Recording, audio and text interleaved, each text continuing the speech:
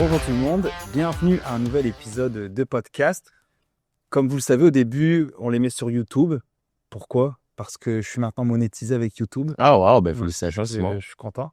Donc, je les mets d'abord sur YouTube, comme ça, tu sais, ça fait des vues. Absolument. Puis, après, on les met sur Spotify. Donc, merci si vous les écoutez en premium sur YouTube, même si vous le laissez rouler à côté, ça me fait plaisir. Et encore une fois, aujourd'hui, Nicolas Monette. Merci de l'accueil, Simon. C'est toujours un plaisir là, de venir te voir et puis de tourner un épisode avec toi pour continuer d'en apprendre davantage à tous ceux et celles qui décident de nous écouter pour parler de finances personnelles. Puis moi aussi, j'en apprends, donc je suis content. Je fais une paire de coups. Quand j'ai des questions, je dis, ah, t'es quoi? Je vais demander à Nicolas. Puis tu sais, c'est ce que je parlais justement dernièrement. J'avais une consultation avec un gars, puis je lui ai dit, bah tu sais, moi, quand je vais arriver à certains stades, bah, je vais aller voir des gars comme toi, évidemment, parce que, comme on l'a déjà dit plein de fois, on peut pas tout connaître sur le sujet financier, on peut pas tout connaître sur la fiscalité, sur le décaissement, sur l'investissement, peu importe. Donc, à un moment donné, bah, tu t'assures d'être entouré des bonnes personnes. Puis aujourd'hui, avant de commencer l'épisode, je voulais vraiment faire un peu dire quelque chose qui est très important. Ces épisodes-là qu'on fait, c'est le 4e, je pense, Ouais, qu'on fait ensemble. absolument. Ce sont des épisodes qui sont totalement gratuits et qui sont grand public. Ouais. C'est-à-dire que quand on prépare l'épisode avec Nicolas, on ne se dit pas c'est des femmes de 35-40 ans qui sont infirmières puis qui font X nombre de salaires. On prépare pas les épisodes comme ça. Non, absolument pas. On peut pas le faire de toute façon, donc on y va at large. On a beaucoup de commentaires parce que on a certains clips quand même qui sont dans les 3, 4, 5, 600 000 vues sur nos réseaux. Ouais, non, c'est ça semble, les gens partagent beaucoup. Les gens semblent partagent. interagir. Je pense qu'il y a de la bonne valeur aussi sur des choses qu'on a nées par exemple avec le RRQ, etc. Puis là, il y a souvent des commentaires de professionnels de la finance, que ce soit des conseillers, des planificateurs ou autres personnes, qui vont dire « Ah, mais t'as oublié de dire ça ».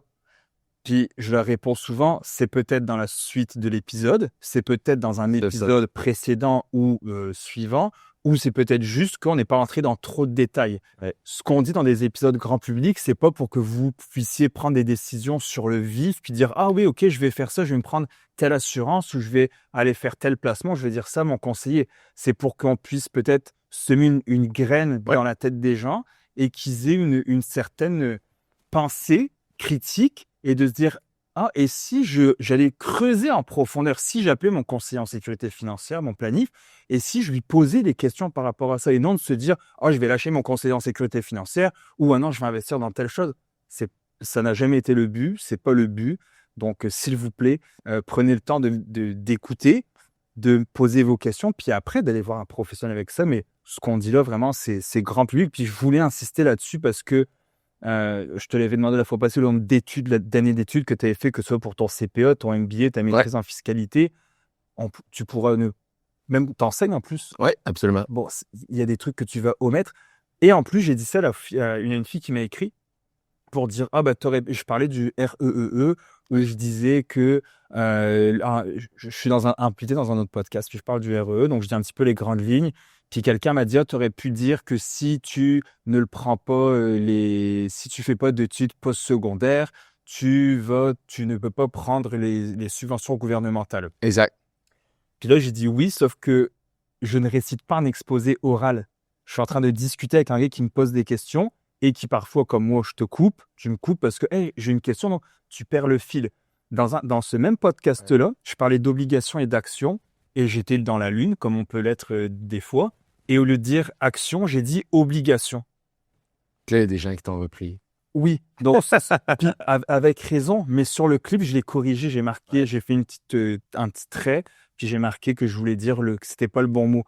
Pourtant, je connais quand même ce sujet-là, mais j'étais ailleurs, puis j'ai tellement parlé vite, puis j'ai pas un texte en face de moi qui... Tu comprends ce que je veux dire? C'est la réalité, puis je sûr pense que c'est bien, comme tu dis, de le rappeler pour le public. Puis, tu sais, comme tu l'as mentionné aussi, les gens qui font des études vont à l'école pendant des années, font des heures et des heures. Tu sais, un cours universitaire, c'est 45 heures. Il y a à peu près 30 cours dans un bac, plus il y a des maîtrises, etc. On parle de milliers d'heures. Donc, c'est sûr que quand on fait un épisode de 1 heure, on ne peut pas couvrir l'entièreté des situations. Aussi, il ne faut pas oublier que, comme tu le mentionnes, les clips de 30 secondes, 40 secondes, c'est un aperçu, j'ai envie de dire, marquant ou intéressant pour semer le doute ou semer l'intérêt envers les gens. justement pour leur permettre d'aller en apprendre davantage. Puis quand tu parles de conseiller en sécurité financière ou de planificateur financier, malgré que ce serait exceptionnel que tous les conseillers au Québec soient proactifs et vont de l'avant avec chacun de leurs clients pour leur proposer la meilleure situation, à un moment donné, comme dans n'importe quel métier, on a beaucoup de travail, on est surchargé. Fait que si les clients eux-mêmes ont un intérêt sur la finance et eux posent des questions à leurs professionnels, je pense que c'est tout à leur avantage pour leur propre situation financière. Puis je suis convaincu que leur conseiller peut les aider. Mais à un moment donné, qu'eux soient proactifs et dans chacune des familles, aller essayer de proposer la meilleure situation. À un moment donné, c'est comme n'importe quel métier. Là, les gens sont occupés. Puis si les gens ont un intérêt, puis justement apprennent avec les podcasts qu'on fait, pour après ça aller ouvrir des discussions, mais c'est l'objectif, c'est que chaque personne dans leur contexte à eux personnel ait plus d'éducation. Et avec cette éducation financière, on peut aller de l'avant avec une optimisation. Puis c'est un peu l'objectif de ce qu'on fait là. Ouais. C'est pour ça que la fois passée, justement, dans une infolettre, j'avais écrit qu'il y en a certains qui bâchent un peu leur conseiller, ou tu sais, souvent sur des forums d'investisseurs, tu vois beaucoup, ah ouais, mon conseiller a fait 6, puis moi j'ai fait 8, ou puis Ouais. moi, je leur dis tout le temps, fine, mais comment as-tu conseillé ton conseiller? Qu'est-ce que tu lui as dit? C'est quoi les informations que tu lui as données? Est-ce qu'il t'a posé la question de se dire, quel est ton plan de match dans les 5-10 prochaines années? Puis tu lui as dit, moi, je veux surtout pas perdre d'argent, là, mais vraiment pas. C'est ça, donc il est allé avec un profil beaucoup plus conservateur parce qu'il essaie de respecter l'opinion que son client lui a donnée. Mais c'est normal que si tu es conservateur, tu ne feras pas du 14%. Évidemment. Mais ça vient avec, comme tu as mentionné, qu'est-ce que tu as donné comme information? Absolument. Et c'est pour ça que je pense que dans ces épisodes, dans les infolettres, puis pas juste nous, il y en a plein d'autres qui le font. Ouais. Il y a des conseillers, des planificateurs qui ont eux-mêmes des podcasts ou qui font des capsules en ligne, etc. Mais je pense que c'est juste pour susciter un petit engouement, une petite réflexion, puis après, pouvoir l'amener. Alors aujourd'hui, le but de l'épisode, c'était parce que c'est une question qui revient beaucoup. Bon, il y a des types de comptes qui existent. Je pense que maintenant, les gens ont compris qu'un compte n'est pas rattaché avec un taux d'intérêt, donc un CELI n'est pas... Déjà, ça, c'est une petite victoire. Là. Moi, je suis vraiment content qu'on a réussi à transmettre cette information parce que je veux dire, je l'ai à chaque semaine, à chaque année. Je veux dire, ça arrive constamment. Ah, le CELI, c'est pas bon, mes rendements sont moins bons que mon REER. Ouais. Donc, le fait qu'on réussisse tranquillement, pas vite, à influencer les gens, de leur faire comprendre que le rendement n'est pas tributaire du type de compte, mais bien ce que tu y mets à l'intérieur et que tout ce qu'il y a dans un CELI peut aller dans un REER, déjà là, on a fait un bout de chemin sur l'éducation financière. Ouais. Je pense aussi, on a ce qui s'appelle des comptes enregistrés. C'est ça.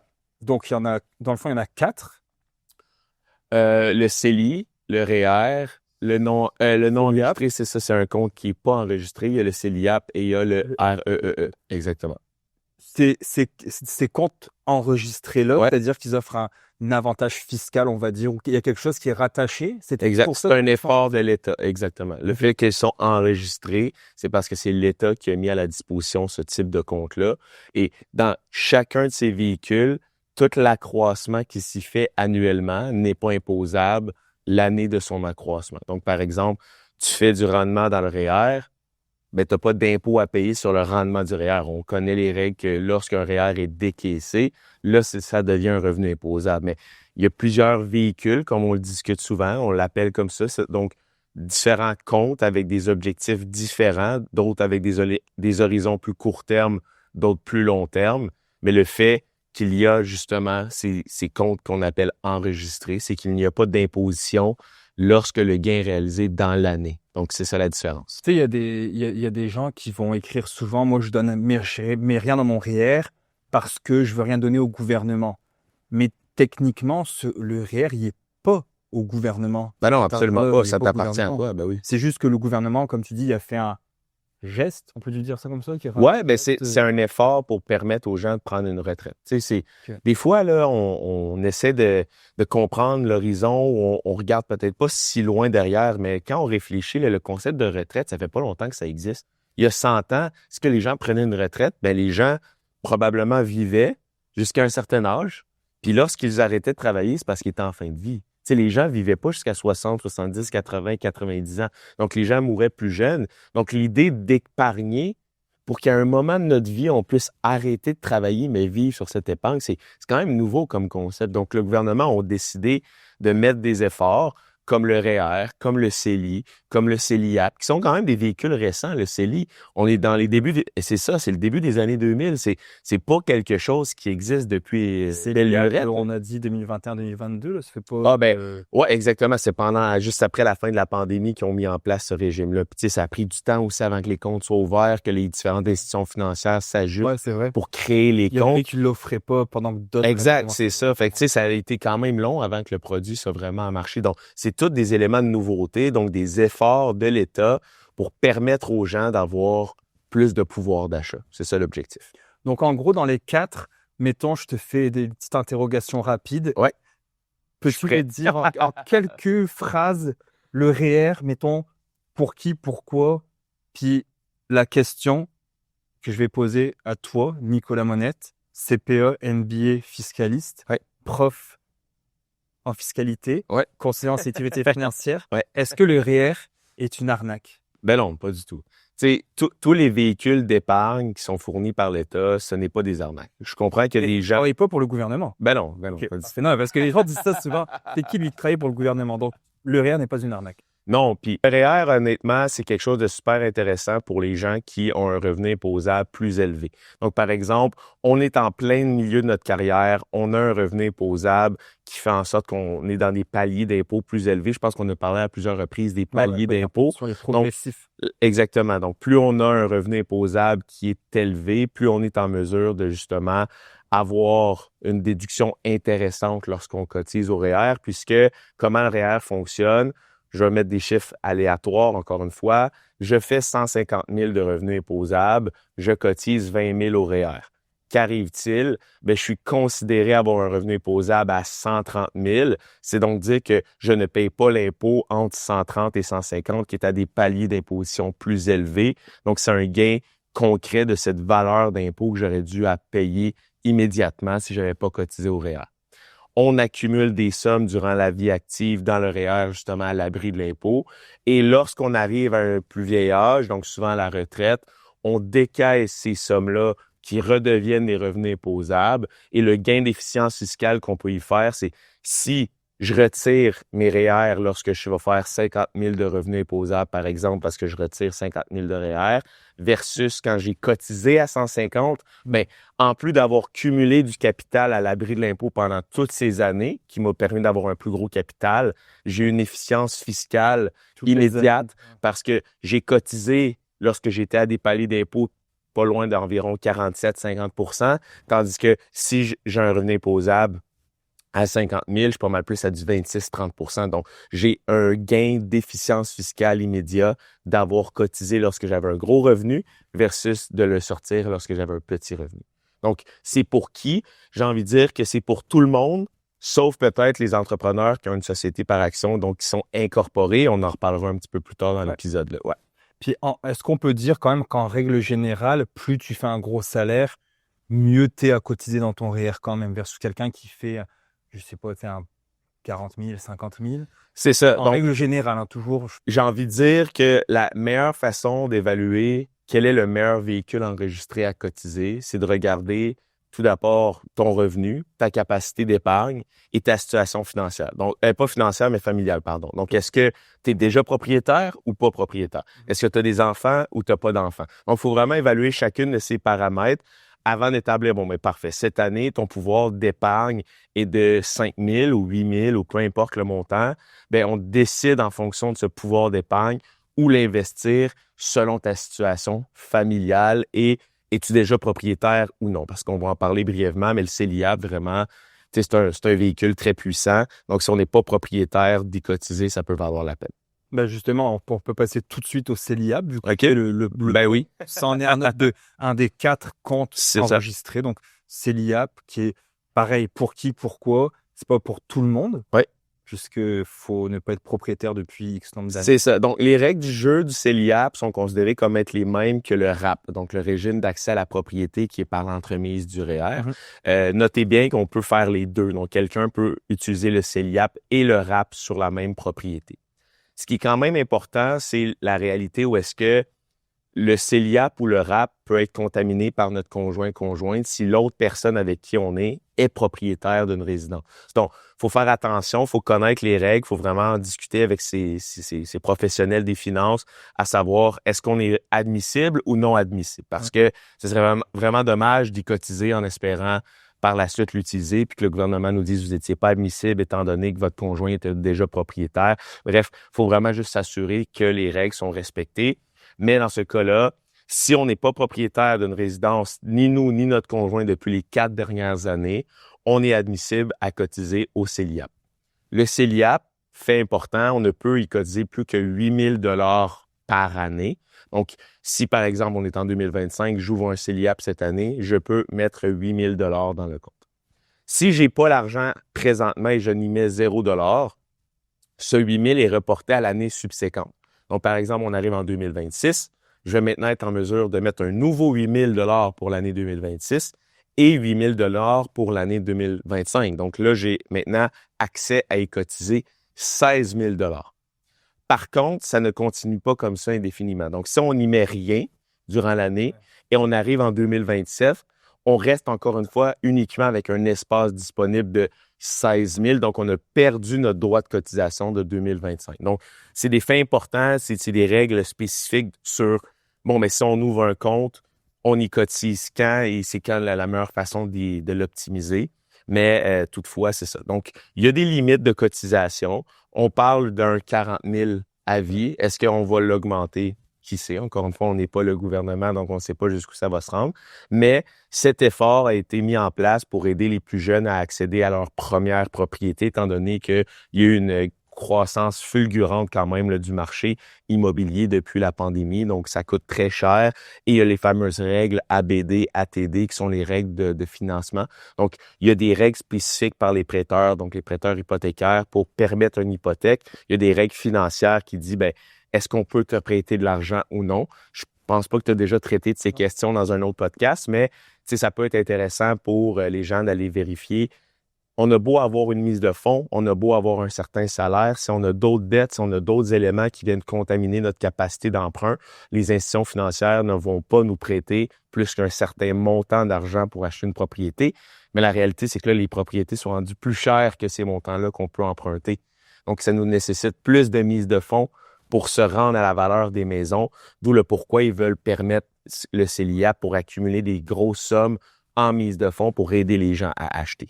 Puis comme tu disais tantôt, tu peux le combiner avec le RAP du REER. Oui. Puis moi, ce que je trouve intéressant, c'est que tu as 15 ans dans le fond pour utiliser ton CELIAP. C'est ça. Puis que si jamais on l'utilise pas, mettons quelqu'un dit moi finalement, j'en ai pas eu besoin. C'est ça. J'ai eu une mise de fonds parce que mon père ou ma mère, peu importe, je l'utilise pas.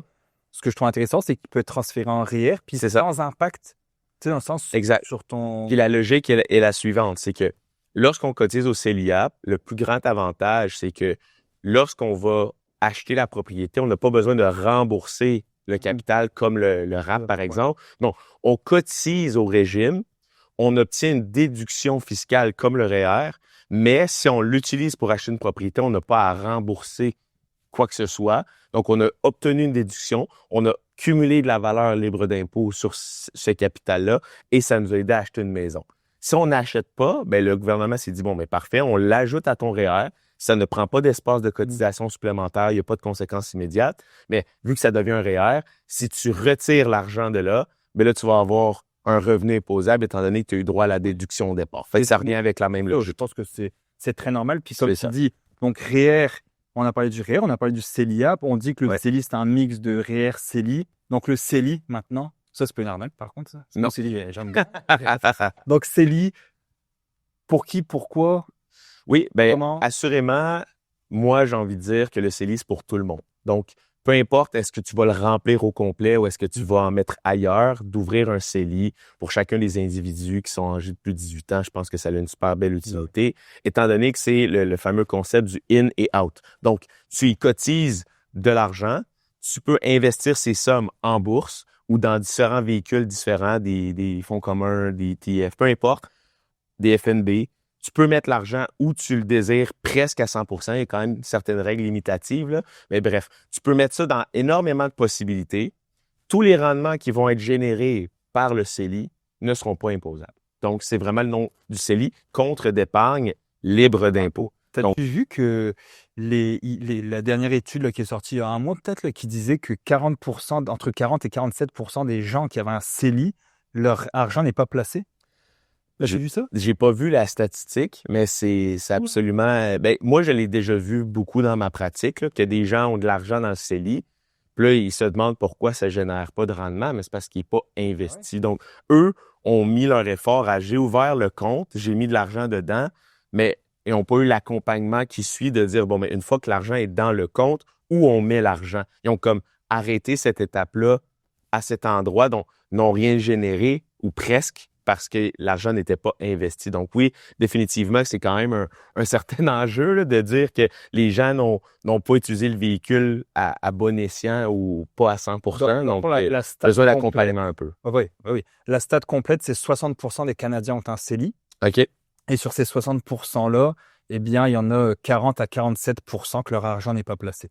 C'est quand même une statistique intéressante. Je pense que ça donne d'autant plus de l'importance à ce qu'on fait présentement, d'essayer de dire, bien, écoutez, si vous avez ouvert votre CELI et vous ne savez pas comment investir ou où investir parce que vous avez besoin d'accompagnement, il y a énormément de gens au Québec, au Canada, que c'est leur profession d'accompagner les gens dans leurs finances personnelles, donc de vous recommander où investir cet argent-là en fonction de votre capacité de risque et votre capacité justement à jouer avec les marchés financiers ou être plus sécuritaire.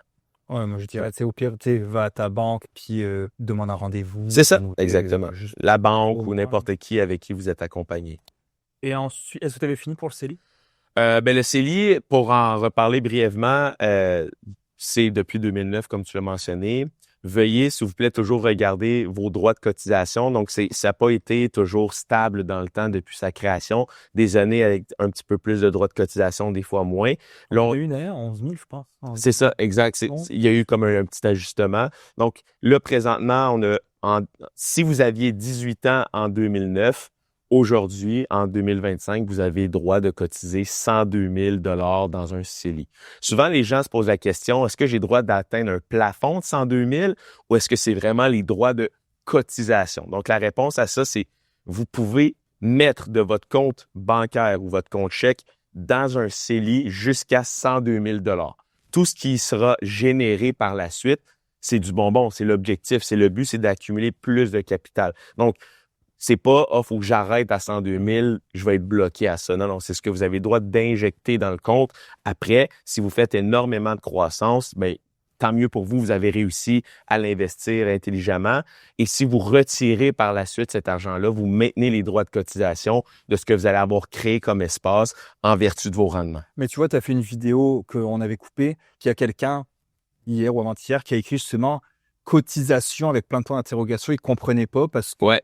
le fait de c'est quoi cotisation, comme tu l'as dit, la cotisation n'est pas le montant total dans le compte. C'est ça. C'est qu'est-ce qu'on y investit. Donc, on peut y investir jusqu'à 102 000 si vous étiez âgé de 18 ans en 2009. Donc, sinon, je vous invite à aller voir sur le site de l'ARC ou votre avis de cotisation. On nous dit quels sont nos droits de cotisation CELI. On peut aussi le calculer nous-mêmes en regardant à chacune des années quel était le droit de cotisation pour arriver à un montant que, en fonction de votre âge, vous avez le droit de cotiser. Il y a des calculateurs qui existent. Oui, c'est assez simple. Demandez à n'importe quel AI c'est quoi mes droits si je suis né en quelle année. Ils vont vous sortir ça en quelques secondes. C'est intéressant parce qu'il y a certains, tu le disais, des FNB ETF qui versent des dividendes, puis même ces dividendes-là qui sont versés. C'est ça, tout ce qui est inclus dans les cotisations. C'est ça, exact. Tout ce qui est généré par le rendement par la suite ne vient pas affecter tes droits de cotisation. Donc, toutefois, vraiment important quand même comme régime pour permettre aux gens d'accumuler des sommes libres d'impôts. Puis dernière? Avant de parler du REE, je voulais juste ajouter un commentaire. Le REER on a discuté du CELIAP, on a dit qu'on avait le droit à une déduction. Il y a un fait que les gens ne sont pas toujours au courant, c'est que lorsqu'on cotise et qu'on obtient un droit de déduction, on n'est pas obligé de déduire cette déduction dans l'année à laquelle on a fait la cotisation. Donc, prenons l'exemple suivant. je suis un jeune professionnel, j'ai 25 ans, je commence à travailler et je sais que dans les prochaines années, je vais avoir quand même une croissance importante de mon salaire. Donc, je veux cotiser au REER parce que je veux commencer à épargner, je veux cumuler de la valeur libre d'impôt. Toutefois, j'ai un revenu imposable de 60 000. Donc, je cotise au REER, je mets 8 000 dans l'année, par exemple, dans mon REER. Vous avez tout à fait le droit de ne pas prendre votre déduction dans cette année et de la reporter à plus tard. Il n'y a pas de limite. Vous pourriez reporter indéfiniment. C'est sûr qu'à un certain moment, ça peut devenir intelligent et utile de l'utiliser parce que ça nous donne un congé d'impôt, si on veut, qu'on va repayer plus tard à la retraite. Donc, par exemple, ce professionnel fait ça pendant 1 an, 2 ans, 3, jusqu'à ses 30 ans, ne prend pas ses déductions. Est-ce que tu peux choisir d'en prendre une partie? Oui, tu peux choisir le montant que tu utilises en déduction. Donc là, par exemple, il met 8 000 pendant ces 5 années-là, cumule 40 000 de droits de déduction, arrive à 30 ans et il est rendu directeur dans ce qu'il fait. Il fait 200 000 cette année-là. Bien, il aurait droit dans cette année, sans même cotiser plus au REER, déduire son revenu de 200 000 à 160 000 parce qu'il pourrait prendre tous ses droits de déduction qu'il n'a pas utilisés avant. Lorsque quand son revenu imposable est plus élevé pour justement diminuer et gagner une efficience fiscale plus grande que s'il l'avait pris à chaque année quand il y avait déjà un revenu assez faible avec un montant imposable qui était plus bas aussi. Donc, point important, même principe avec le CELIAP, vous n'êtes pas obligé de prendre votre déduction l'année à laquelle vous y cotisez. C'est un fait que les gens, souvent, ne sont pas au courant. Ouais, c'est vraiment intéressant, ça, par contre. Tu sais, surtout, comme tu l'as dit, les jeunes pros qui, au début, tu sais, mettons... C'est ça, il y a une croissance importante dans les revenus en début de carrière. Oui, exactement. Puis, là, on va parler du REEE. Ouais. Est-ce qu'avec ton cabinet, Ben oui, bien sûr. Ben oui. Il y a un autre régime, en fait, on en a dit 4 tantôt, c'est pour ça que j'avais hésité. C'est le REEI, qui est le régime d'épargne pour les enfants handicapés. Donc, c'est un régime, encore une fois, qui est adapté à des gens qui se qualifient lorsqu'on a un examen médical qui est fait par un professionnel de la santé. Si c'est une réalité à laquelle vous êtes, on n'en a pas parlé. C'est quand même un sujet qui est, j'ai envie de dire, plus sensible pour le public. Mais si c'est un contexte qui ça s'adresse à vous, je pense que c'est très important d'aller voir un professionnel des finances, étant donné que les avantages qui sont conférés aux gens qui sont atteints justement d'un certain handicap sont quand même très, très, très importants. Donc, le but, c'est d'aider. Puis, la mise en place de ce régime-là, je sais pas si tu connais l'histoire, mais c'est que le ministre des Finances qui a créé ça avait lui-même un enfant handicapé. Donc, c'est pour ça qu'il a créé ce régime-là, parce qu'il voulait vraiment permettre à sa propre famille, mais à tous les Canadiens, que cette réalité touche beaucoup de familles et qu'il n'y avait pas énormément d'aide financière accordée aux familles qui ont cette situation-là à gérer, qui, somme toute, coûte plus cher qu'un enfant, j'ai envie de dire, courant. Là. Donc, absolument que ce régime-là est un véhicule très, très, très important pour les familles qui sont dans cette situation-là. Donc, si ça vous touche, je pense que ça vaut la peine que vous informez. C'est bien ça. Justement, je ne le nommerai pas, mais quelqu'un proche de moi a eu le diagnostic pour son fils qui est autiste. Puis il y a le droit. Oui, absolument. Puis c'est pas juste des éléments, j'ai envie de dire, qui sont nommés de manière précise comme l'autisme, mais il y a des enfants qui peuvent avoir un TDA qui est tellement avancé que ça affecte le quotidien de l'enfant à un niveau où est-ce que son cheminement est vraiment affecté, mais ça peut se qualifier. Donc, il faut pas nécessairement, ça c'est un débat qui est autre, là, de pourquoi appeler le crédit pour personnes handicapées. Donc, c'est péjoratif dans la société. Les gens associent ça comme si c'était négatif. Donc, les gens veulent souvent pas admettre que leur enfant a un certain handicap, mais la définition en soi, c'est est-ce que vos occupations sont affectées au quotidien? Si la réponse est oui, c'est possible que le diagnostic soit admissible à ce crédit-là. Donc, de s'informer avec le médecin, de s'informer avec votre professionnel des finances personnelles, je pense que ça peut vraiment faire en sorte que, oh mon Dieu, je savais même pas que mon enfant se qualifiait. Puis là, vous recevez... C'est un surplus ou c'est un crédit? On n'en discutera pas vraiment, mais il y a une certaine complexité, mais le régime est bonifié beaucoup par le gouvernement, un peu comme le REE, pour qu'on accumule un certain capital là, pour l'enfant dans ce régime-là. Parce que comme tu dis, oui, il y a le mot handicap, mais je pense aussi que c'est des parents qui ont peut-être besoin de prendre plus de journées de congé. Ah, c'est certain. Ben oui. Ça va aider ces situations. Moi, je trouve ça très dur. Exact. Ben moi aussi, je suis tout à fait d'accord. Puis moi, je veux dire, c'est un produit avec lequel je travaille. Je me suis entouré de professionnels quand même experts dans ce sujet-là, parce que je trouve que c'est une réalité où est-ce qu'on ne parle pas suffisamment, mais qu'il y a beaucoup de gens qui sont touchés. En fait, on est sur la rive sud de Montréal, donc on va pouvoir utiliser cette statistique.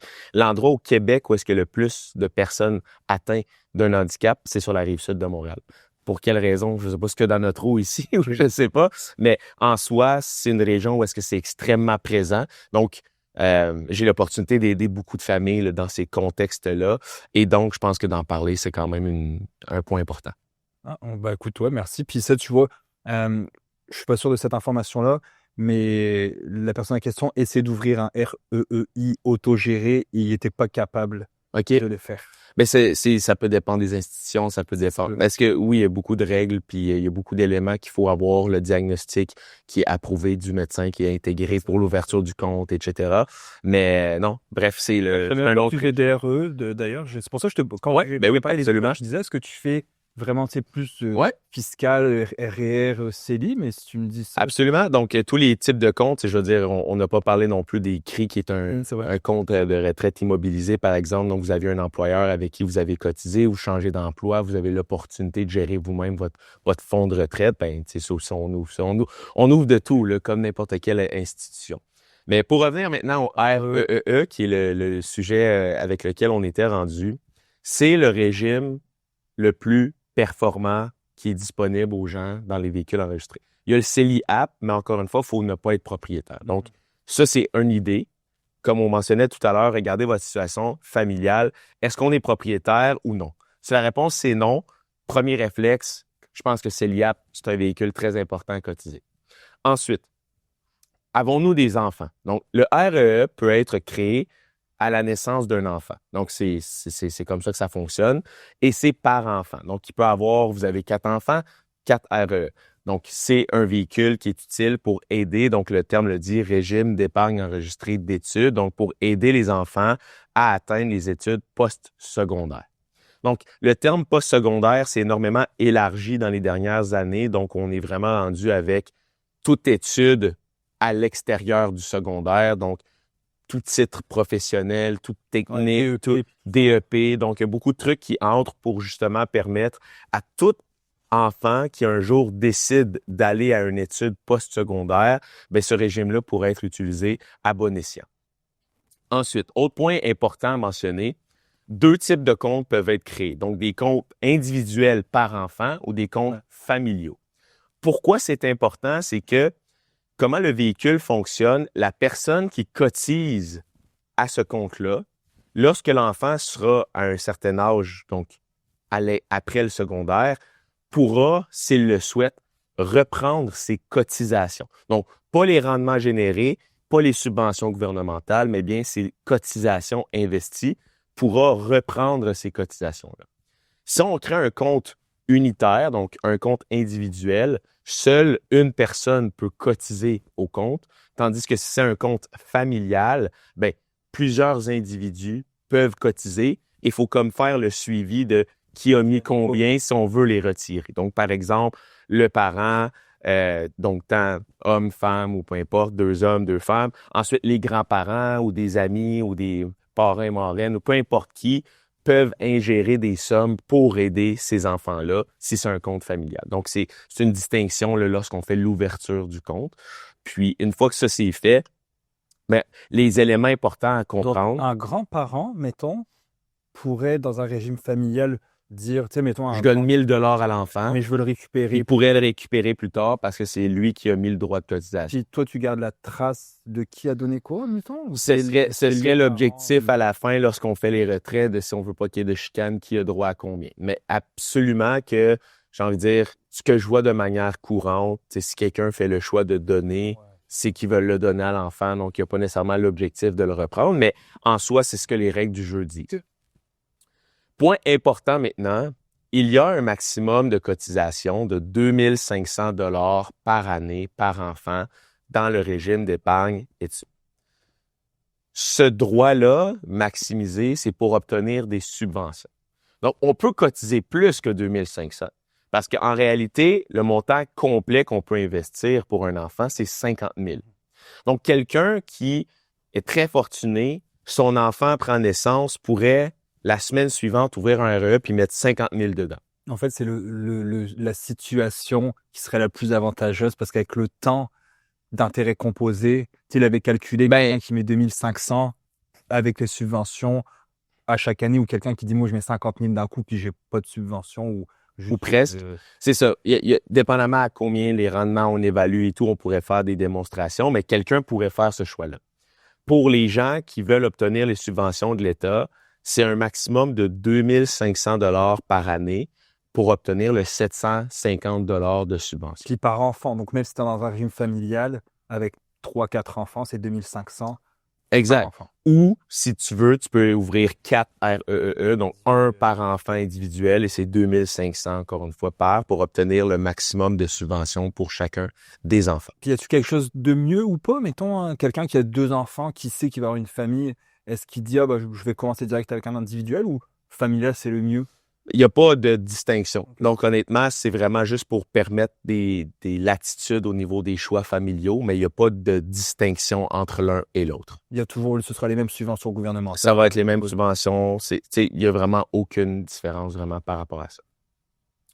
Ensuite, point important. Si on ouvre un REE pour notre enfant et notre enfant est âgé, par exemple, de 7 ans. Donc là, l'enfant a eu des droits de cotisation depuis sa naissance, on ne les a pas utilisés. Il est possible de récupérer une année précédente comme l'année 0, ensuite l'année 1, ensuite l'année 2. On peut toujours revenir en arrière, mais une année à la fois. Donc, par exemple, l'enfant de 7 ans qui ouvre un REE pourrait, à ce moment-là, on y cotise 5 000 $, donc on obtient la pleine subvention de l'année ainsi qu'une année précédente qu'on récupère. Donc, on obtiendrait 1 500 de subvention immédiatement le jour 1 avant même de faire quelconque rendement sur cet argent-là jusqu'à temps qu'on rattrape les années précédentes. Puis après ça, on pourrait continuer avec le 2500. Donc là, vraiment, la personne a placé 5 000 pour rattraper les 2 années, puis le gouvernement, 1 500. Exact. C'est un régime où est-ce que l'État a décidé, on veut permettre aux enfants d'aller à l'école postsecondaire au Canada. On croit en l'éducation. On croit que c'est pertinent que les enfants persistent, peu importe dans quel domaine. Donc, c'est pour ça qu'il n'y a pas de favoritisme envers le cégep, l'université ou peu importe études postsecondaires qu'on fait, on peut y utiliser ces comptes-là. Et c'est un choix que l'État a fait d'offrir une subvention, concrètement un chèque investi dans ce compte pour l'enfant pour aider à accumuler du capital, pour aider à payer ses études. Donc, c'est très important de connaître les règles du jeu justement parce que ces règles-là sont importantes pour l'optimiser. Autre paramètre important, il y a une limite des subventions que le gouvernement donne. Donc, une personne qui cotise 50 000, donc le droit maximal à l'enfant, n'aura pas des droits de subvention sur le 50 000. Ceux-ci arrêtent à 36 000. Donc, le montant total de subventions offert par les 2 paliers, donc tant le fédéral que le provincial, c'est 10 800 $. Donc, on a un montant total qui arrête lorsqu'on est rendu à 36 000 $ de cotisation dans le REE. Donc, tantôt, on va peut-être parler d'optimisation, mais si on décide d'optimiser dans le temps quel véhicule en premier, bien, quand on a atteint le 36 000 pour son enfant, on décidera peut-être de mettre notre épargne ailleurs qu'à cet endroit-là. T'sais, on verra bien qu'est-ce qui est le plus utile, mais souvent, les gens oublient cet élément, puis je pense que c'est important de le mentionner. Si vous êtes un couple qui a un enfant et vous dites « je veux épargner pour ma retraite », bien, il est beaucoup plus intéressant de cotiser au REE de votre enfant, d'obtenir une subvention de l'État. Et si vous décidez de reprendre vos droits de cotisation plus tard, parce que vous dites, moi, je veux reprendre ces droits-là qui vont être remis dans mon REER de toute façon, ou qu'on va pouvoir réinvestir où on veut si jamais l'enfant ne va pas à l'école, ou même s'il va à l'école, on peut reprendre nos droits de cotisation et le réinvestir plus tard ailleurs. Mais on aura obtenu le rendement sur les placements, mais aussi les subventions du gouvernement. Donc, assurément que le rendement qu'on peut générer avec un REE versus votre REER ou votre CELI va être beaucoup plus grand dans le REE, étant donné que tu as un 30 % de rendement initial à chaque année parce que le gouvernement te donne 30 % de la somme que tu investis. Ça, c'est pour ton enfant. C'est En fait, je reviens sur ce point-là. L'enfant doit aller aux études postsecondaires. Mais rien n'oblige que le capital que tu y as mis aille à l'enfant. Il n'y a aucun suivi obligatoire sur ton capital que toi t'as mis. Le rendement et les subventions vont aller à l'enfant. Mais si tu dis, prenons l'exemple suivant. Moi, je veux payer les études de mes enfants plus tard. Je mets 35 000 dans mon CELI et pour les 18 prochaines années, je fais 5 % de rendement. Faisons ça comme ça. Bon, ben, on va dire parfait. Pour les études de ton enfant. Exact. Okay. Donc, je dis, je veux mettre 35 000 5 % par année, jusqu'à 18 ans, et je veux payer les études de mes enfants avec cet argent-là. On fait le même exercice, mais on le met dans un REEE. Ben, dans ce contexte-là, puis il y a plusieurs études qui ont été démontrées, tu peux cumuler potentiellement presque le double de ce que tu aurais eu dans ton CELI, étant donné que tu as eu 30 % de subvention à chaque année pour une valeur jusqu'à 10 800 et en plus, tu as obtenu du rendement sur ces subventions-là pendant les 18 années, tu vas générer assurément plus. Puis le REE, comme on l'a dit depuis le début, tant le REE, le CELI, le REER, le CELIAP, tu peux investir ton argent où tu veux. Donc, je pourrais dire, moi, j'aime bien un fonds d'investissement. Je pourrais mettre ce fonds d'investissement-là dans le CELI, ce fonds d'investissement-là dans le REE, ce fonds d'investissement-là dans le REER. L'enveloppe fiscale ne détermine pas où tu dois investir l'argent. Donc, sachant ça, ben, c'est sûr, si on compare le CELI au REE, ben, dans les deux cas, tu obtiens beaucoup plus de rendement parce que tu as eu le 30 %. Et là, il y en a qui vont dire, oui, mais le REE va être imposable. La réalité est la suivante. Lorsque l'enfant va à l'école et que celui-ci s'impose sur les retraits REE, sur les rendements générés sur les placements ainsi que les subventions, au Canada, au Québec, on a droit au crédit de base personnel qui est environ de 15 000 au fédéral et 18 000 au provincial.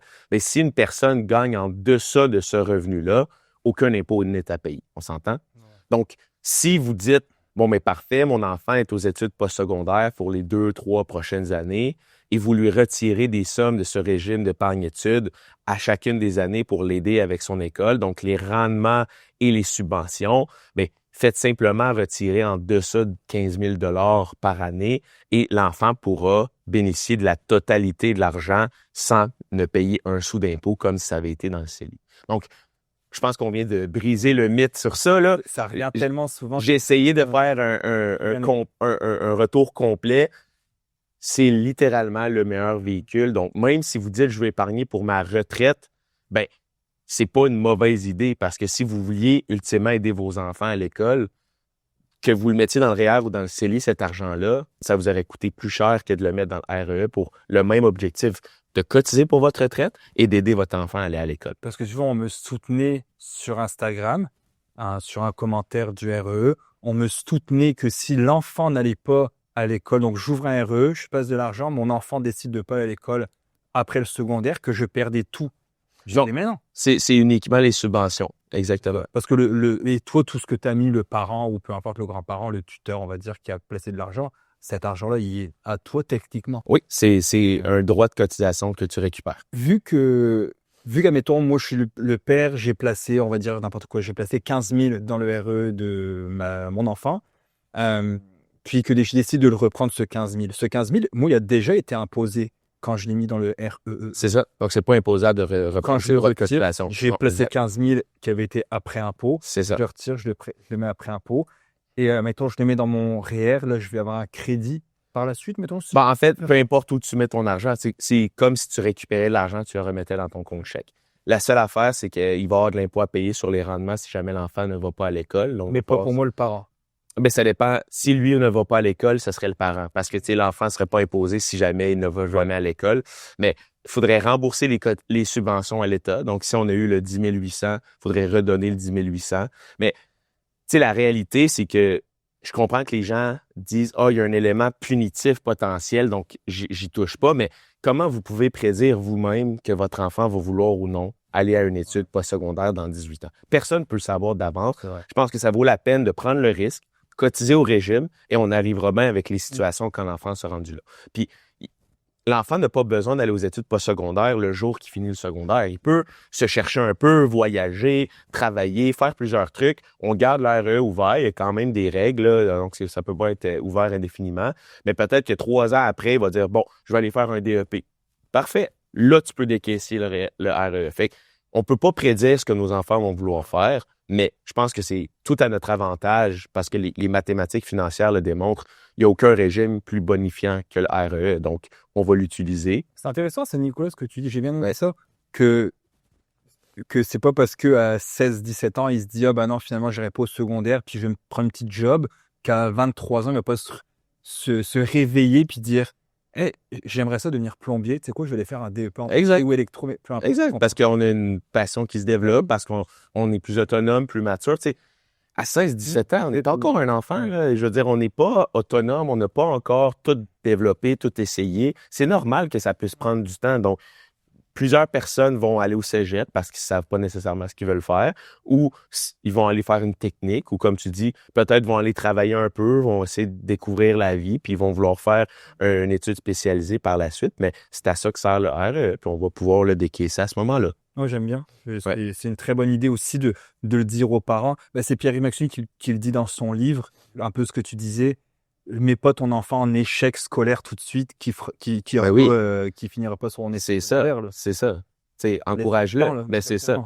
Puis un autre point important, je pense que je vais terminer là-dessus sur l'ARE, rien n'est prouvé ou démontré que l'argent, malgré que les subventions et les rendements sont imposables par l'enfant, que l'argent doit lui être remis.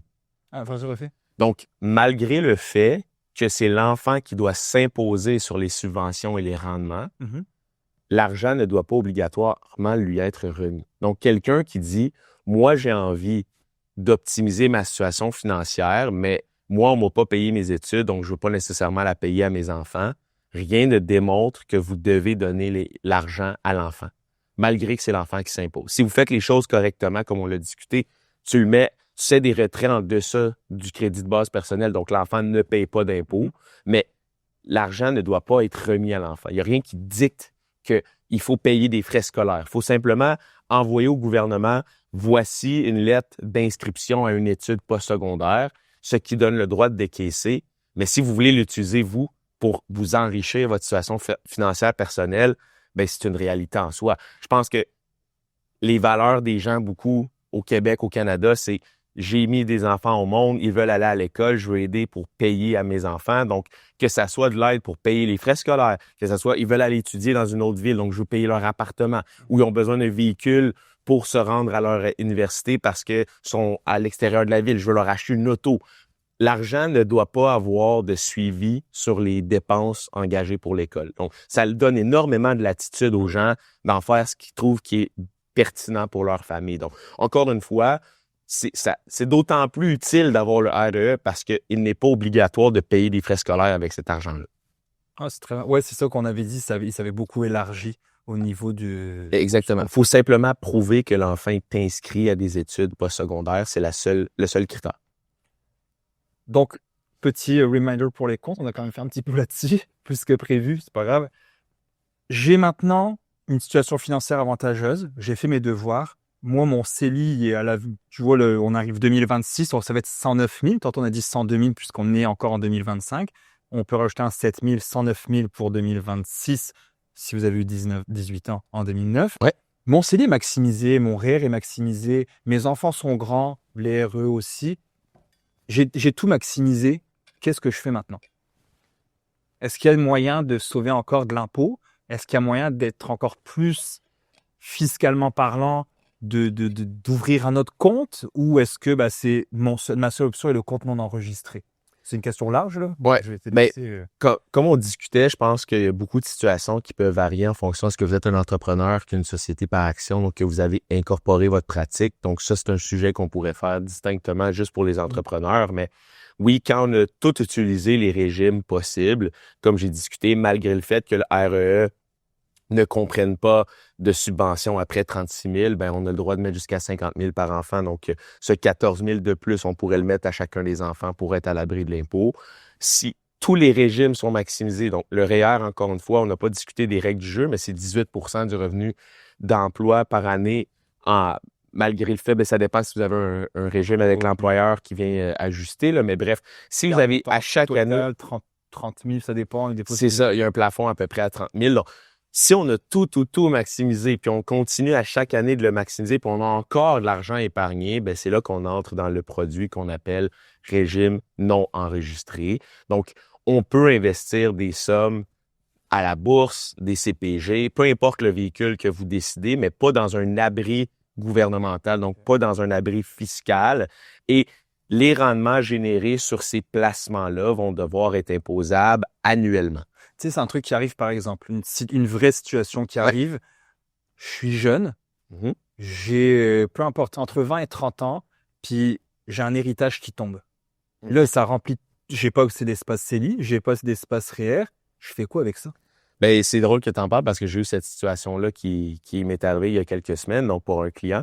Donc, assurément que lorsqu'on est dans cette situation-là, on va essayer d'utiliser les différents véhicules à notre disposition. Donc, par exemple, j'ai pas encore d'acheter de maison, on ouvre le CELI app, on met le 8 000. J'ai tel âge, je peux mettre tel montant dans le CELI, on va maximiser le CELI. Est-ce qu'on veut cotiser au REER? Combien on veut en mettre? On peut y cotiser pour qu'au moins les rendements soient à l'abri de l'impôt, mais pas prendre les déductions tout de suite. Comme on parlait tantôt, on peut attendre avant de les prendre. Et là, l'excédent, on doit le mettre, si on veut que ça génère du rendement, quelque part, mais ces rendements-là sont imposables annuellement. Sachez qu'étant donné que les rendements sont imposables, on peut déduire certains frais et que quand même, ça vient réduire un peu l'impact de ces rendements-là au niveau de notre imposition.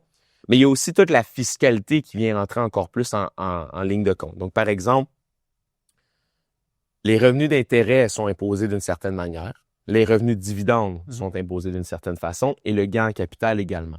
Donc, on peut, de manière volontaire, choisir des titres qui vont avoir des incidences fiscales différentes.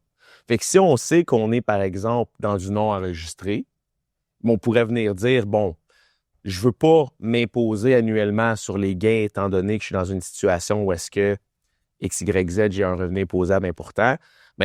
On pourrait dire, on va juste prendre des titres en action qui ne génèrent pas de dividendes ou des dividendes réinvestis, qui fait en sorte que si on ne dispose pas des titres, on n'aurait aucun revenu imposable dans l'année. Un jour, lorsqu'on va disposer de ces actions-là, oui, on va avoir du gain en capital, mais le gain en capital est moins imposé que le revenu de dividende ou le revenu d'intérêt. Et annuellement, on n'aurait pas l'impact de ce gain en capital-là, étant donné que tant qu'on dispose de rien, on n'a pas rien fait. Fait qu'il y a moyen de structurer son épargne avec l'imposition des différents rendements possibles pour optimiser sa situation financière et fiscale. Et c'est le travail que je fais. Puis quelqu'un, peut-être que la question est trop large, je m'en excuse. Est-ce que quelqu'un pourrait se dire, je vais garder ce montant-là dans mon compte chèque, puis à chaque année, je vais placer mon CELI, ou justement, il est mieux de dire, non, moi, dès que j'ai ce montant-là, cet héritage, puis tu sais, mettons 30, 40, 50 000, je le place tout de suite. Ou je suis mieux de me dire d'attendre puis de l'étaler dans des comptes enregistrés dès que j'ai de l'espace qui se libère? Avec la réalité que tu viens de dire, si c'est 50 000, à moins que la personne soit très jeune, il devrait avoir tout l'espace dans le CELI. Là, donc, il pourrait juste tout le mettre là puis ce serait parfait. Mais c'est sûr que de ne pas investir l'argent puis de la laisser dans un compte chèque, c'est jamais... tu perds du pouvoir d'achat chaque jour à cause de l'inflation. Fait que c'est pas le commentaire que je vais suggérer aux gens, là, mais il y a aussi cette réalité-là qu'on entend rarement là, dans le domaine financier, mais quand quelqu'un a un certain niveau de risque avec lequel il est confortable. Donc, disons, moi, je veux être 50-50. Donc, 50% à revenu fixe puis 50% investi en actions parce que, je veux être modéré dans mes investissements. Mais si on est dans une situation, comme on vient de dire, qu'on vient de recevoir un grand héritage puis qu'on met toute cette partie-là en action pour pas générer de revenus imposables annuellement, il faudrait considérer que dans notre 50% d'actions et 50% de revenus fixes, ça ne devrait pas être par enveloppe fiscale, mais ça devrait être sur tous nos investissements. Donc, si tu dis dans ton nom enregistré, tu as mis juste des actions, viens réduire ton risque en mettant que des revenus fixes ou des éléments beaucoup plus sécuritaires dans ton CELI, dans ton REER et tout ça, que c'est pas imposable annuellement. Mais au moins, tu maintiens ton style d'investisseur modéré. L'erreur qu'on voit souvent de plusieurs conseillers en sécurité financière, c'est de venir mettre 50-50 dans le CELI, 50-50 dans le REER, 50-50 dans tous les comptes. Donc, rendu là, on optimise zéro la fiscalité, puis est-ce qu'on respecte vraiment l'objectif du client, mais dans un cas où est-ce que là, la fiscalité est plus intéressante pour le non-enregistré, on le met en action, mais si tu as 50-50 partout, puis 100% d'action là, ben, tu es beaucoup plus dans une situation différente, beaucoup plus risquée pour votre client que peut-être son vrai profil d'investisseur. Donc, s'intéresser à quel est vraiment le profil d'investisseur de ses clients, puis d'ajuster correctement en fonction des différents comptes, je pense que c'est la meilleure façon de faire. Tu avais mentionné dans un autre podcast également, le REER un jour va être imposé. Oui. Le CELI ne le sera pas. Exact. Donc, si j'ai des titres qui peuvent générer plus de rendement, évidemment, fiscalement parlant, en tout cas, l'avantage serait, comme tu avais dit, de faire exploser le CELI versus de faire exploser le REER. Et puis que finalement, absolument, ça s'impose là-dessus. C'est sûr et certain que les gens qui sont plus jeunes, souvent, ils disent ça me dérange pas de prendre beaucoup de risques parce que j'ai pas besoin de cet argent-là à court terme, donc vont avoir un profil très dynamique tant dans le CELI que dans le REER. Mais oui, il arrive un certain âge où est-ce que les gens commencent à réfléchir à la retraite, que je vais définitivement recommander de maintenir la position dynamique dans le CELI pour continuer de faire exploser cette croissance-là et de réduire graduellement l'exposition au risque dans le REER, parce que t'as bien beau dire qu'un jour, tu ramasses 2 millions dans ton REER, comme on avait discuté, en cas de décès, ben c'est imposable, donc ça devient très, très désavantageux si on doit payer 53,3% d'impôts sur tout ça d'un coup. Donc, oui, c'est bien beau d'épargner pour la retraite, mais il faudrait le faire intelligemment en ayant un accompagnement année après année que d'arriver à une situation, mais j'ai épargné toute ma vie, c'est super, on n'est pas content d'avoir réussi à accumuler de l'épargne, mais tant qu'à le faire, ça peut être utile de le faire de manière optimale. C'est sûr. Peux-tu revenir sur justement, tu me disais, je suis avec mon Inc., suis-je mieux de remplir mes REER? Ouais. Mettons, j'ai 35 ans, puis là, j'ai parti mon incorporation, c'est une société par action qui est incorporée. Exactement. Mais par contre, moi, j'ai travaillé, mettons, de 15 à 35 ans, donc j'ai encore de l'espace REER. Ouais. Puis j'ai de la liquidité dans mon entreprise. Est-ce que j'investis via mon Inc. ou je suis mieux de sortir ça pour remplir mes REER? Donc, il y a une réalité importante, c'est que à chaque année ou presque, là, il y a le débat pour un actionnaire d'une compagnie, donc d'une société par action. Est-ce que je me rémunère en salaire ou est-ce que je me rémunère en dividende? Plusieurs sont fervents des dividendes, d'autres du salaire, d'autres font moitié-moitié.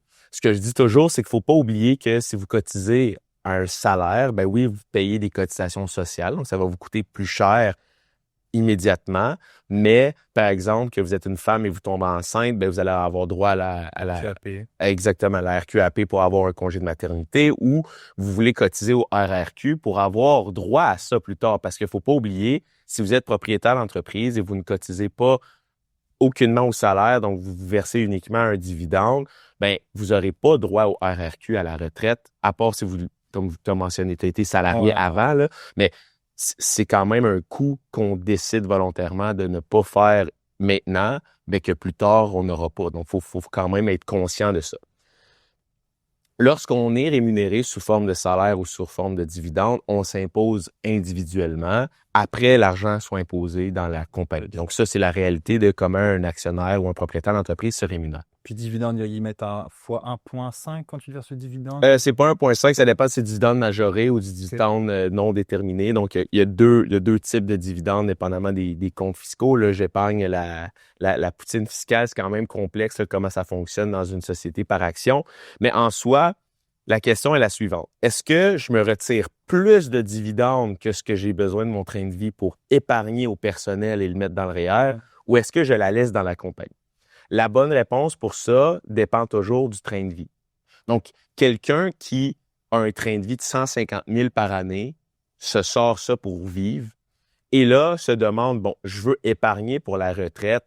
Est-ce que je devrais sortir plus que mon 150 000 pour justement investir davantage et avoir de l'argent pour ma retraite? Bien, dans ce contexte-là, je dirais, c'est beaucoup plus utile de laisser l'argent dans la compagnie, d'investir à même la compagnie. Donc, oui, il y aura des rendements, les rendements générés seront imposables annuellement, mais on a un plus gros capital parce que si on retire l'argent qu'on doit payer de l'impôt dessus au perso, pour après ça le mettre dans le REER, ben justement, ça en prend beaucoup de dollars de la compagnie pour investir après dans le REER parce qu'il faut payer l'impôt là-dessus également. Vu que tu as un gros rythme de vie puis que c'est quand même un certain montant. C'est ça, également. Donc, tout dépend encore une fois. Tu sais, si on veut mettre, il nous reste 20 000 d'espace, on le fait dessus, ben je dirais à quelqu'un, attendez une année que vous avez un mode de vie un peu plus humble, donc dépense un peu moins, là, sort l'excédent, mets-le dans le REER, puis ça sera fait. Okay. Mais comment les gens structurent leur épargne pour la retraite qui sont dans des sociétés par action, souvent, vont créer une société par action. Ils vont avoir une société qu'on appelle une société de gestion ou un holding parce que pour purifier l'opérante, rester admissible à la déduction pour gain en capital, mettre les excédents dans cette compagnie-là et on investit dans cette compagnie année après année l'argent supplémentaire de la compagnie et on y cumule un fonds qui va être notre fonds de retraite à ce moment-là. Donc, c'est vraiment... Et quand tu le sortiras, tu seras imposé sous forme de dividende au personnel, mais encore une fois, le capital que tu peux cumuler, étant donné que tu n'as pas à être imposé une deuxième fois, et on n'oublie pas que le taux d'imposition des sociétés par action est plus faible qu'au personnel parce que le dividende n'est plus imposé, donc ça fait en sorte qu'il y a un équilibre. C'est vraiment, tu sais, il y a une logique que le gouvernement a voulu mettre en place, que tu sois salarié ou que tu sois dans une société, tu payes au final sur le même montant d'argent. En tout cas, c'est très près. Là. Il y a tout un petit peu de variation parce que les taux de dividendes changent un petit peu année après année. Mais en soi, c'est l'objectif de l'État. Donc, si tu fais 100 000 de revenus imposables dans ta Inc., puis tu es une société là, qui a des activités courantes et tout, tu es à du 12,2 % d'impôt. Fait assurément qu'il t'en reste plus si tu payes juste 12 % sur ton 100 000. Donc, il vaut mieux investir le montant qui reste à la suite d'avoir payé 12,2 que d'en ressortir, repayer de l'impôt pour investir cet argent-là qui va être encore une fois imposable au retrait à la retraite parce que c'est le REER. Donc, c'est cette logique-là de laisser le capital dans les sociétés, investir l'argent à même une société de gestion et c'est ce qui va créer ton fonds de retraite quand tu es un investisseur. Un propriétaire d'entreprise. Mais c'est vrai ce que tu dis que on n'y pense pas, mais on y pense, oui. Mais que quand tu es incorporé, puis que tu te verses juste des dividendes, tu cotises à aucun régime gouvernemental. Exactement. Pour ça, justement, même pour nous les hommes, RQAP, c'est quand ma blonde elle a accouché, tu as le droit à prendre des semaines aussi, donc faut bien y penser. Est-ce que vous avez des... Ouais, on en avait parlé brièvement, j'avais aimé ta phrase, tu avais dit un intérêt, c'est tu sais que tu vas le payer alors que un rendement est espéré alors qu'un intérêt est garanti. Donc, mettons, mes comptes sont pleins. J'ai reçu ce fameux héritage ou peu importe. J'ai vendu ma maison, j'ai fait un gros gain. Puis je vis vraiment dans plus petit, peu importe.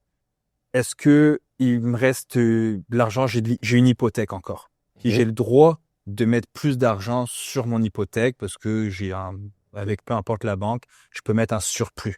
Est-ce que c'est avantageux de mettre ça, surtout là, actuellement, on parle de taux qui sont à peu près à 3-4 %, taux directeur. Est-ce que ça vaut la peine de mettre plus sur sa maison ou d'investir dans un compte non enregistré? Est-ce que là, c'est trop large, puis c'est vraiment chaque situation ça dépend? C'est sûr que ça dépend parce que les gens n'ont pas tous le même niveau, j'ai envie de dire, de profil d'investisseur. Donc, des gens veulent être plus sécuritaires. Si tu es pour mettre tes sommes de non enregistrées dans des CPG parce que tu dis « je veux prendre aucun risque », est-ce que tu es mieux avoir un CPG qui va être imposable dans le non-enregistré que de le rembourser, les plus de capital, donc payer moins d'intérêt sur sa propriété. Comme tu dis, malgré que le taux directeur est assez bas, les prêts hypothécaires sont souvent 1 ou 2 ou 3 % plus élevés, dépendamment si on est fixe ou variable. Donc, les CPG vont rapporter moins, en plus d'être imposables, que dans la situation où est-ce qu'on aurait une hypothèque. Donc, je te dirais, la mathématique dit de rembourser l'hypothèque. Mais c'est tout le temps du cas par cas, comme tu dis, ça dépend. Est-ce que vraiment beaucoup de gens qui sont dans une situation où est-ce que tous les régimes enregistrés sont pleins et il en reste pour mettre dans une enregistrée? Comme tu dis, c'est peut-être dans des gens qui ont des héritages, mais ça permet justement de la latitude décider. Fait que je pense que ce qui est quand même intéressant, c'est de trouver un équilibre. Fait que, au pire, tu mets la moitié sur la maison, la moitié dans le non-enregistré, fait que tu as fait un peu des deux. Tu as utilisé le plus d'outils à ta disposition. Puis au moins, ça te permettra, après, si tu décides de mettre de ton non-enregistré dans tes différents comptes enregistrés à chaque année quand tu gagnes des espaces de cotisation, jusqu'à temps que tu l'aies tout enlevé de là. Puis est-ce que toi, tu trouves que la manœuvre Smith est une bonne idée, donc de prendre de l'argent sur sa maison, sur l'équité, puis d'investir? Est-ce que tu penses que pas tout le monde devrait faire ça, mais quelqu'un qui a une bonne tolérance au risque devrait le faire? Ouais. Mais pour que les gens qui connaissent pas cette méthode-là, cette stratégie qui est connue, là, il est possible, lorsque votre maison est presque toute payée ou, disons, toute payée au complet. Vous dites, j'ai envie de ne pas laisser la valeur de ma maison uniquement dans le matériel, dans la brique. J'ai envie de réinvestir, donc réemprunter sur ma maison, donc de reprendre une hypothèque malgré qu'elle était payée pour prendre cet argent et la mettre dans les marchés boursiers pour justement me permettre de faire une plus grande croissance que la croissance immobilière de ma maison.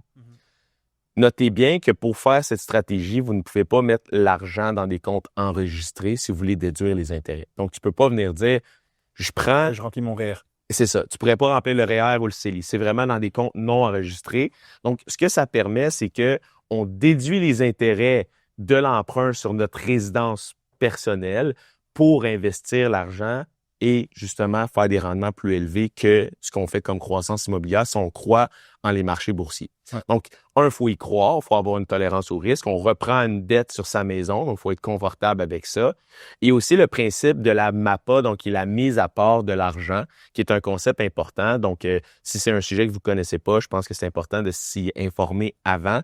C'est que le gouvernement demande absolument, si vous faites cette stratégie, qu'il y ait un suivi de chaque dollar. Donc, l'hypothèque obtient de l'argent, on l'obtient dans un compte, on prend l'argent de ce compte pour le mettre dans le compte non enregistré et avec le compte non enregistré, on investit dans des placements. Donc, on veut faire le suivi de l'argent parce que si on ne fait pas un suivi de où va l'argent, bien, le gouvernement va peut-être refuser la déduction des intérêts en disant « tu l'as-tu utilisé à des fins personnelles ou vraiment à des fins d'investissement? » Fait que si on emprunte pour faire un placement, de vraiment faire le suivi de on a reçu l'argent de l'emprunt est allé dans un compte investissement, le compte investissement est investi. Donc, on peut vraiment faire le suivi de l'argent pour prouver que cet argent-là a été utilisé pour générer des rendements qui n'est pas à l'abri de l'impôt. Donc, on peut déduire les intérêts à ce moment-là. Puis une personne qui est un petit peu plus vieille, tu sais, parce qu'on commence, je pense, à être plus éduqué financièrement, notre génération, que peut-être nos parents qui n'avaient pas, tu sais, on parlait tantôt de CELIAP, ça n'existait pas, le CELI, ça n'existait pas. Donc, à un moment donné, ils n'ont pas eu peut-être toutes les chances qu'on avait, les plateformes qui existent, les podcasts, peu importe. Mais je me dis, mettons, quelqu'un qui est un petit peu plus âgé, qui arrive à 55, 60 ans, mais qui a fait ses devoirs quand même, puis qui a payé sa maison, mais qui n'a pas forcément un gros montant de côté, qui n'aura pas un gros RRQ, qui n'a pas un gros REER. Est-ce que cette personne-là, ce serait une bonne idée pour dire, moi, je vais reprendre sur ma maison? Je l'ai déjà vu, puis je l'ai déjà fait aussi, parce que, tu sais, assurément que, comme tu dis, il y a des gens qui vont vouloir rester dans leur maison sans... Tu sais, c'est pas parce qu'on arrive à la retraite qu'on veut déménager ou qu'on veut vendre puis aller dans un logement plus petit nécessairement. Donc, si la maison est payée, surtout que les gens qui aujourd'hui ont à peu près 60 ans, comme tu dis, ont payé ces maisons-là potentiellement beaucoup moins cher que leur valeur marchande actuelle. Donc, il y a énormément de capacité d'aller emprunter davantage sur leur maison, surtout si elle est toute payée. Donc, quand tu fais cette manœuvre-là, tu hypothèques sur le prix actuel de la maison, sur le prix. Exact. Donc, c'est sur la valeur marchande que tu peux aller chercher un emprunt. Donc, assurément, quand on a un emprunt, vous le savez peut-être, ceux et celles qui ont présentement une propriété, on ne peut pas emprunter 100% de la valeur d'une maison. Il faut tout le temps une mise de fonds et tout ça. Donc, ça fait en sorte qu'on ne pourrait pas aller à 100%, mais on peut aller chercher selon la valeur marchande. Fait quelqu'un qui a acheté une maison 50 000 dans les années, je ne sais pas moi, 60.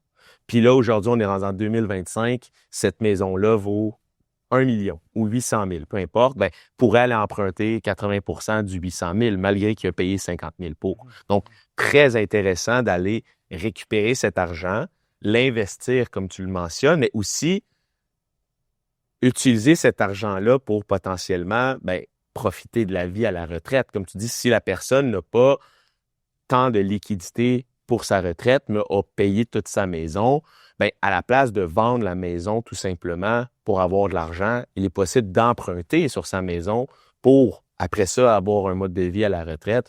Oui, dans certains cas, ça peut être déductible si on investit. Si ça ne l'est pas, au moins, avec l'argent, on ne la dépense pas tous, on en garde pour justement payer le remboursement d'hypothèque à chacun des mois, mais ça fait en sorte quand même que c'est un actif qu'on a accumulé durant notre vie active et qui, d'une certaine manière, peut être utilisé pour profiter de la vie à la retraite. Puis si à un moment donné, on est plus confortable, on veut déménager dans plus petit, ben à la place d'avoir juste un énorme gain parce qu'il n'y a pas d'hypothèque, où il va falloir le rembourser, mais on aura profité depuis 5 ans, 10 ans avant de vendre la maison de cet argent-là pour avoir une retraite lorsqu'on était en santé.